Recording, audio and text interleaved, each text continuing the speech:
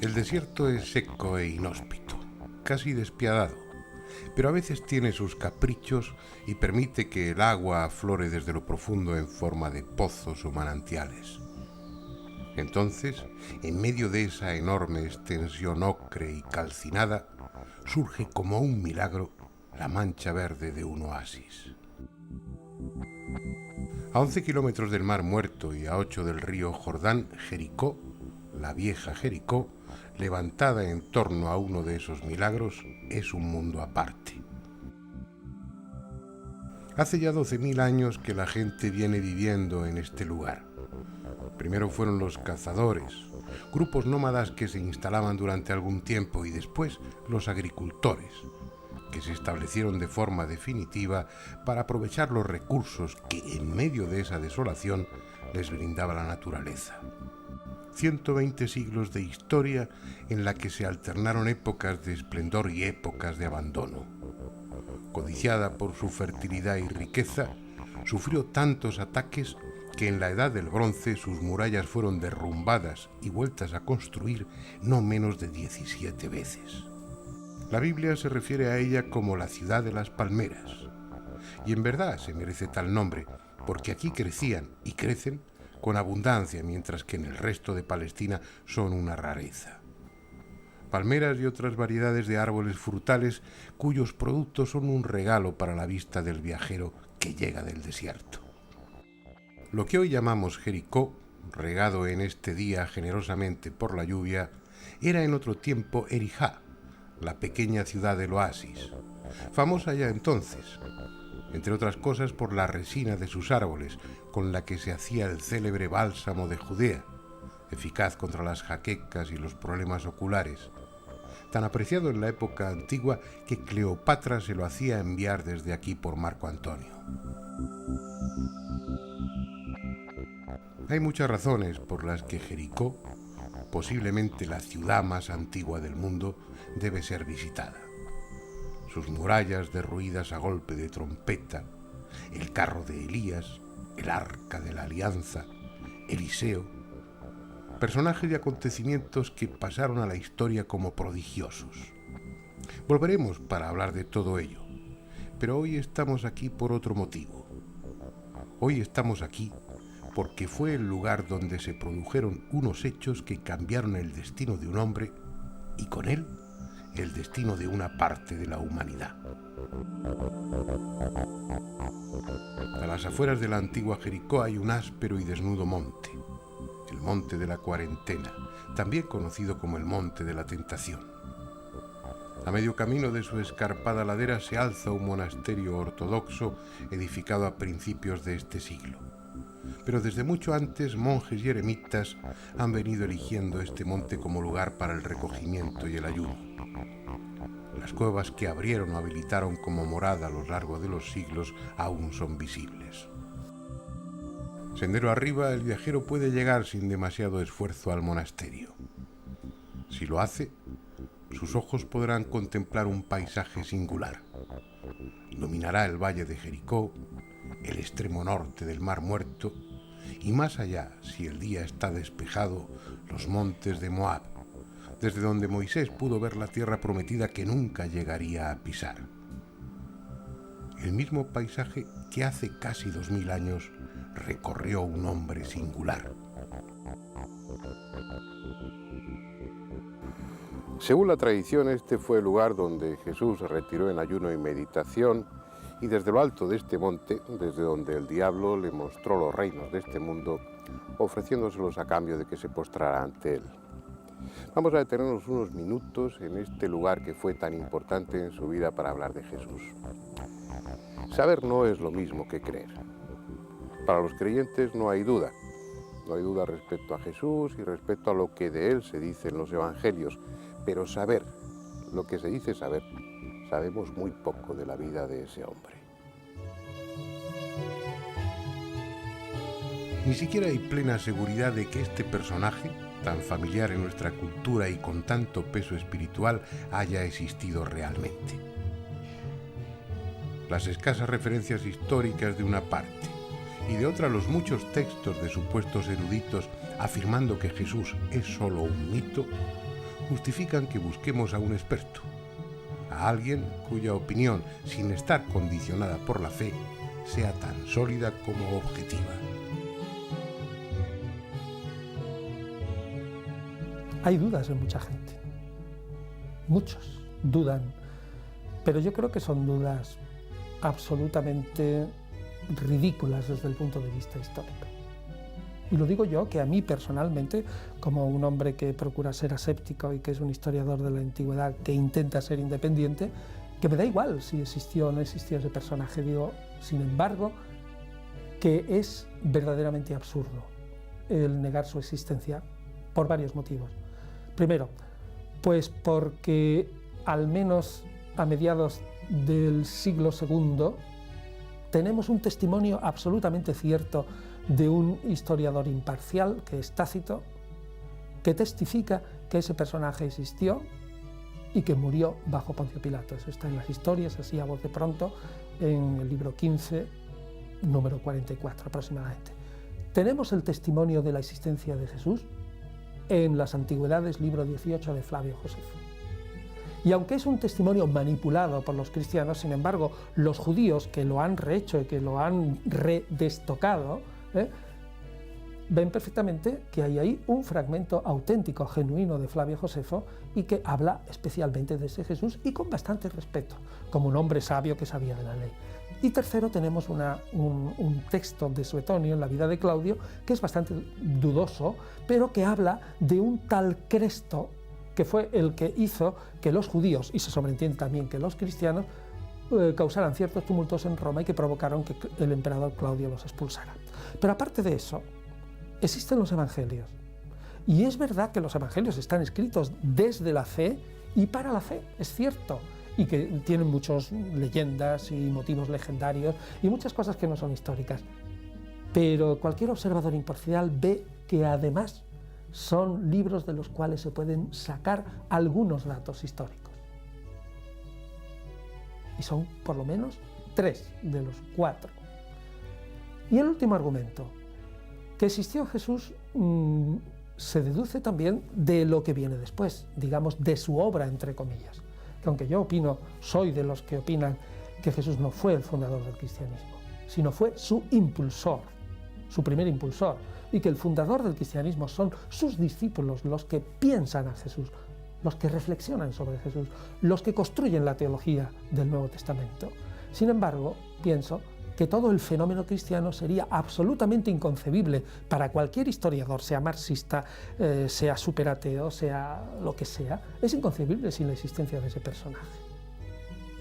Y quinto y último, porque los argumentos avanzados en pro de la no existencia de Jesús, como que su figura es mítica, como que es legendaria, como que están llenas de contradicciones, como que Pablo apenas si conoce al Jesús de la historia, tienen otra explicación facilísima, dentro, digamos, de una asepsia, insisto, siempre, no desde el punto de vista de un historiador confesional, sino desde el punto de vista de un filólogo, como soy yo, de un individuo que trata esos textos, el Nuevo Testamento, pues como otro texto más que nos lega la antigüedad. Así que, en resumidas cuentas, un historiador de la antigüedad diría: me es muchísimo más fácil y más razonable explicar la historia admitiendo la existencia de Jesús que lo contrario. Por lo tanto, yo postulo que existió Jesús. Ahora, otra cosa es cómo lo entiendo, cómo lo sitúo en la Palestina del siglo I, cuántos datos puedo sacar de él históricamente, qué fue lo que dijo, etcétera, etcétera, etcétera.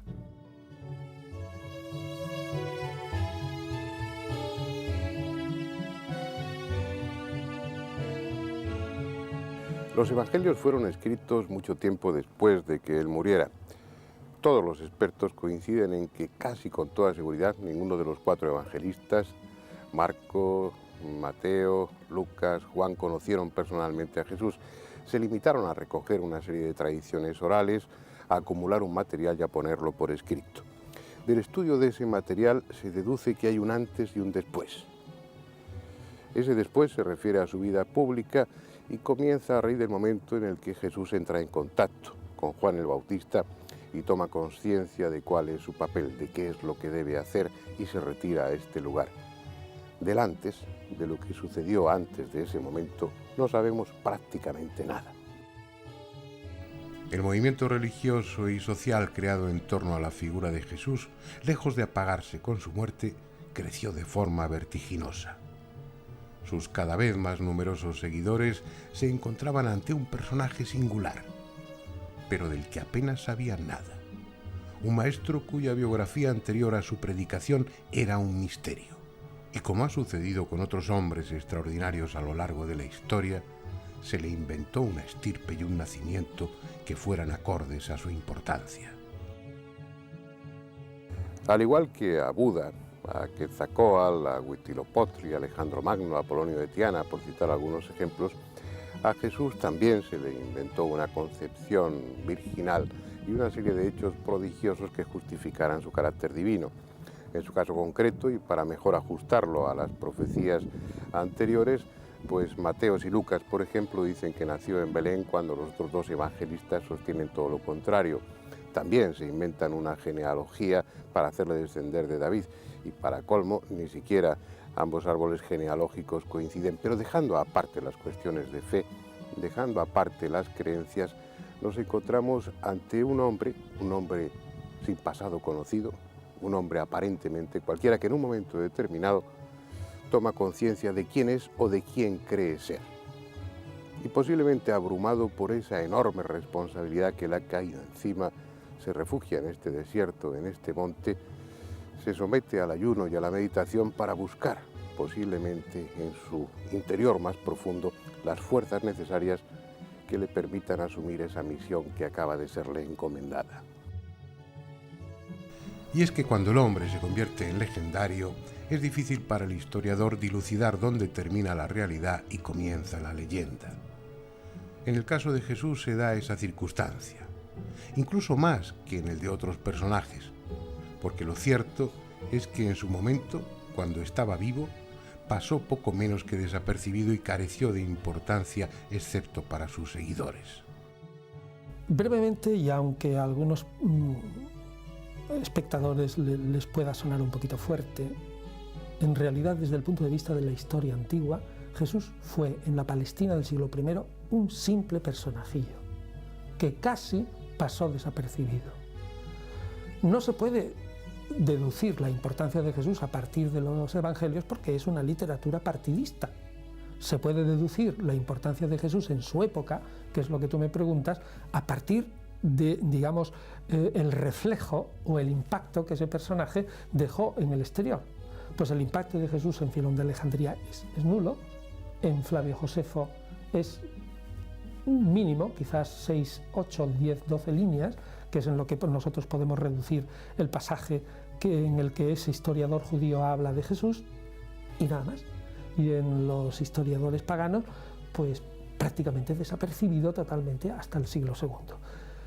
Es más, si uno considera que en la época de Jesús, en concreto, inmediatamente después de la muerte de Herodes el Grande y hasta el año 70 en que se destruyó Jerusalén por el ejército del emperador Tito, pues aparecen, así a bote pronto, unos 10 o 12 mesías recogidos en la obra de Flavio Josefo, en las Antigüedades y en la Guerra, pues es evidente que Jesús fue uno de esos 10 o 12 mesías que además el pueblo los consideró falsos porque habían fracasado.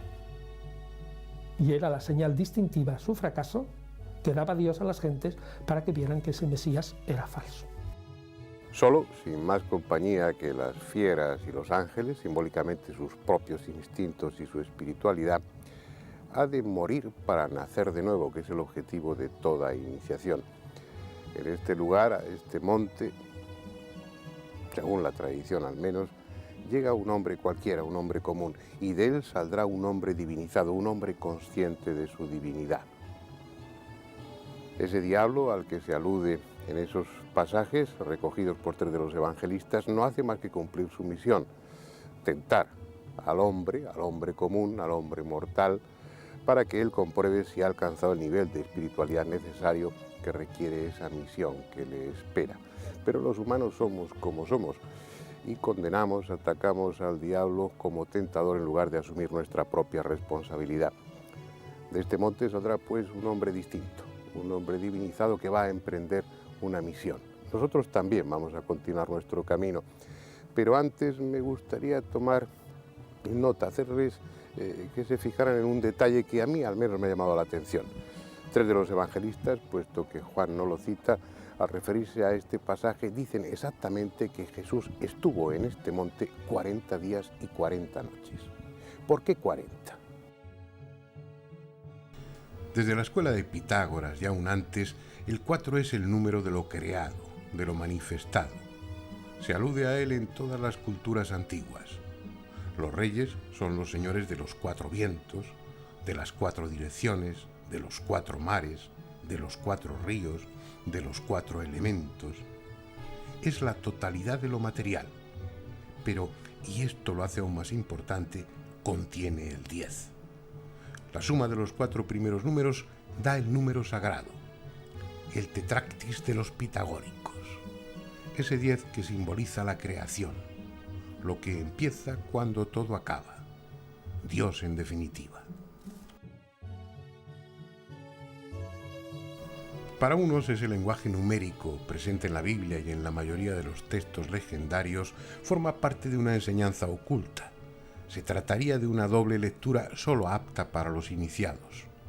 Otros, en cambio, no lo dan importancia, consideran que es un mero capricho de los autores, el deseo de unificar con números redondos periodos de tiempo cuya duración desconocía. Sea de una u otra forma, el hecho es que de ser cierto lo que dicen 3 de los evangelistas, tras ese periodo de aislamiento en el desierto, presuntamente en el llamado Monte de las Tentaciones, Jesús, hasta ese momento un desconocido, emprendió lo que para él era su misión. Y su misión, según se desprende de los evangelios, comenzó en Cafarnaún anunciando ni más ni menos que el inminente regreso del Dios de los judíos para, tal como prometió, reinar sobre su pueblo elegido. Frases como «se ha cumplido el plazo, el reino de Dios está cerca» o «arrepentíos, pues ha llegado el reino de los cielos» no pueden ser más explícitas. Además, ese trascendente acontecimiento para los israelitas no lo vaticinaba en un futuro lejano, sino todo lo contrario. «Os aseguro», dijo, «que todo se cumplirá antes de que pase esta generación».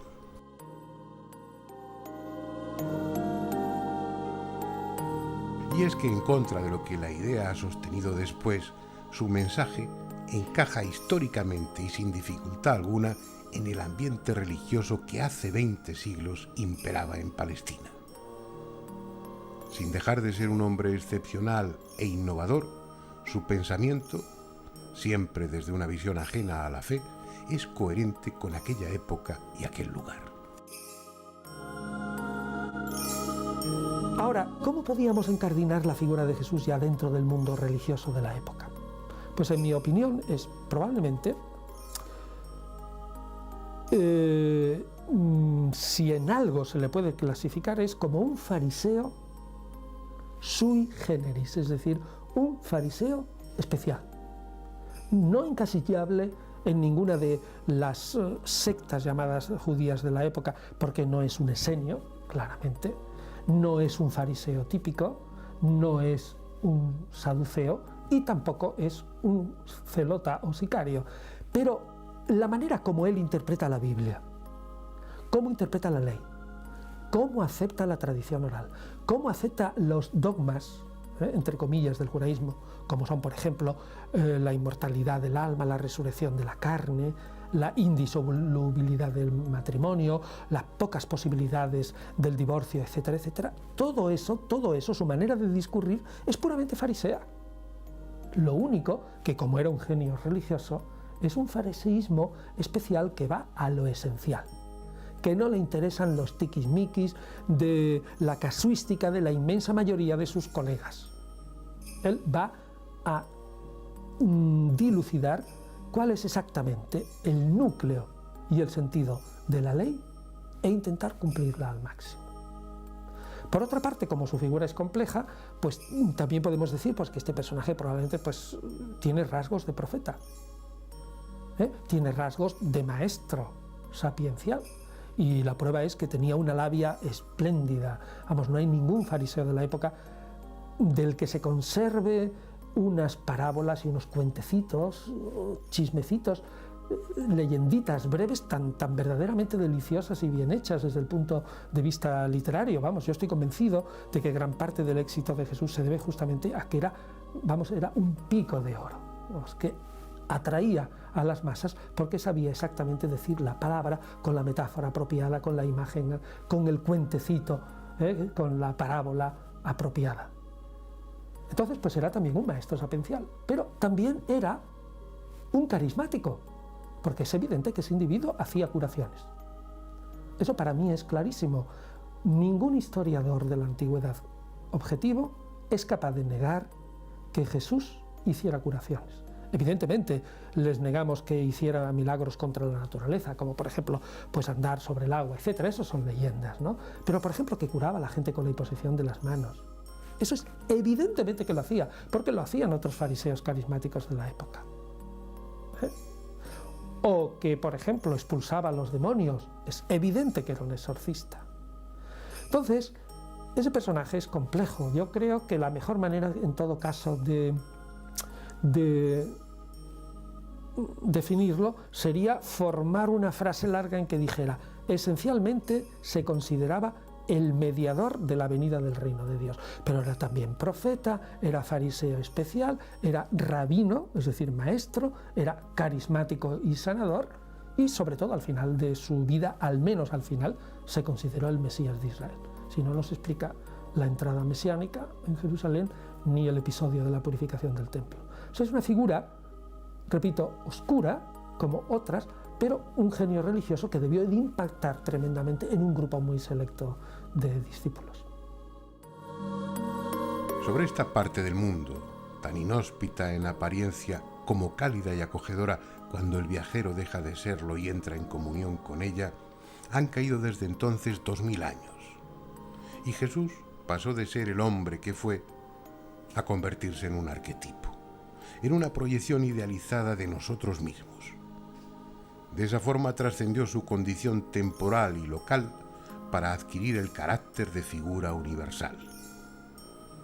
El problema es que para asumir como verdadero todo lo que Jesús hombre propugnaba, hubo también que dar ese carácter universal al Dios del Antiguo Testamento, un Dios local, tan partidista y tendencioso como cualquier otro de los dioses tribales de la antigüedad. Pues bien, ese es un fenómeno muy complejo. Primero, el cristianismo al principio no se desarrolló tan rápido. Realmente los cristianos empiezan a ser legión en época de Tertuliano, cuando ya en el apologético se jacta, digamos, en torno al 200, finales del siglo II, comienzos del III, cuando se jacta de que los cristianos son de ayer y llenan ya todo el mundo, o sea que ya habían pasado unos 170 años. Pero de todas maneras el crecimiento es muy rápido y eso es un fenómeno verdaderamente curioso. Entonces, ¿cuál es verdaderamente, en mi opinión, o cuáles son, mejor porque hay que hablar en plural, los factores que ayudaron al crecimiento de esta nueva religión? Yo creo que son 3. Primero, el cristianismo recoge lo mejor del monoteísmo judío.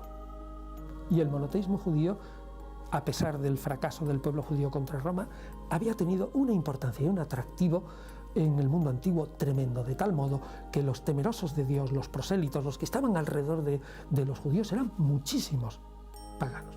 Segundo, el cristianismo recoge lo mejor de la religiosidad pagana. Y el cristianismo me refiero al de Pablo, que es el cristianismo que nos ha venido hasta hoy, no el cristianismo de los inmediatos discípulos de Jesús, que prácticamente se muere, ¿no? Sino el cristianismo paulino. Pero el cristianismo paulino tiene la gran y genial idea de que transforma esa idea del Mesías judío, de esa esperanza de un mundo mejor, lo transforma, lo desjudaiza y lo transforma en la figura de un Salvador universal. Y ese Salvador universal le hace decir que Él va a cumplir los deseos que tienen la inmensa mayoría de los que acuden a las religiones de misterios. Es decir, ese deseo de salvarse eternamente, de conseguir la inmortalidad, ¿no? De perpetuarse, de conseguir la felicidad, sobre todo en el otro mundo. Es decir, Pablo transforma la idea de un Mesías nacionalista judío en un Salvador universal y hace de una mercancía religiosa, por expresarse así, poco valiosa, nacionalista, de un círculo local, la transforma en una mercancía ampliamente vendible a los pueblos del imperio porque llenaba todas sus aspiraciones. Y el tercer argumento es porque el cristianismo, también por influencia del judaísmo, fue el que inventó la seguridad social en la antigüedad. O mejor, más que inventó, reinventó la seguridad social, porque la seguridad social está inventada por los esenios, por los judíos, que cuidaban perfectamente de sus viudas, de sus huérfanos, de sus grupos, etcétera, etcétera, donde nadie pasaba hambre, etcétera. Pero los cristianos en un mundo inhóspito toman ese modelo de los esenios, probablemente porque en el cristianismo primitivo pasaron muchos esenios a formar parte de él, ¿no? Y se organizan maravillosamente en torno a una serie de figuras que son capitales, como es el presbítero, debajo del obispo, el diácono y las viudas. Entonces, entre estas tres figuras organizan un sistema de atención a los miembros desvalidos del grupo, que tiene tal éxito y cuyas normas aparecen en los escritos tardíos del Nuevo Testamento, como son las pastorales, tiene tal éxito que los de fuera debieron ver. Hay que ver qué bien funciona este grupo. La humanidad lleva viviendo en este planeta un tiempo aún no determinado con exactitud. Pero podemos suponer, sin mucho riesgo de equivocarnos, que esta criatura capaz de pensar y con la necesidad de trascendencia apta para crear religiones, habita el mundo desde hace no menos de 300.000 años, quizá muchos más. La historia que conocemos, salvo excepciones, apenas llega a unos 6.000 años hacia atrás. En ese tiempo y en los incontables siglos anteriores, miles de dioses y religiones poderosas han sido devorados por el olvido. Pretender que una cualquiera de ellas, desaparecidas o presentes, es la única verdadera, resulta una frivolidad. Para sustentarse, todas han necesitado y necesitan de la fe. Sin ella, son insostenibles. No está claro si porque en su mediocridad el hombre solo es capaz de concebir dioses mediocres o porque sencillamente el concepto del auténtico Dios, caso de existir, está fuera de los límites de nuestra mente. Jesús está ahí, como Buda, como Krishna, como Quetzalcóatl, como tantos otros cuyo nombre se ha perdido.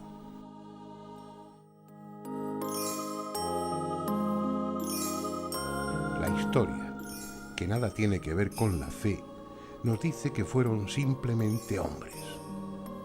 Y probablemente es cierto, pero también es posible que su grandeza, incluso su divinidad, radique precisamente en eso, en haber sido hombres verdaderos.